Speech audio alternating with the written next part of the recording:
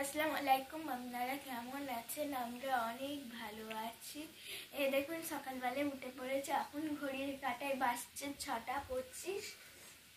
তো এখানে আমার মা সব কিছু গুছিয়ে নিয়েছে। আমার মায়ের খালি লেপটাই বাকি আছে। লেপটা গুছানো হয়ে গেলে আমরা নিচেই যাব, নিচেই গিয়ে আবার ভিডিও করব। টাটা। এই যে আমি নিচেই খেতে বসে গেছি। এটা চা দিয়ে আমি খাবো। দেখুন একটা বিস্কুট, একটা কেক, এখানে রুটি আছে। পরে আসছি, টাটা।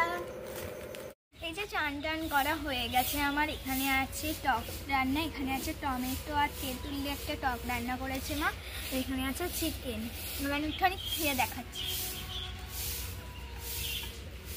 চিকেন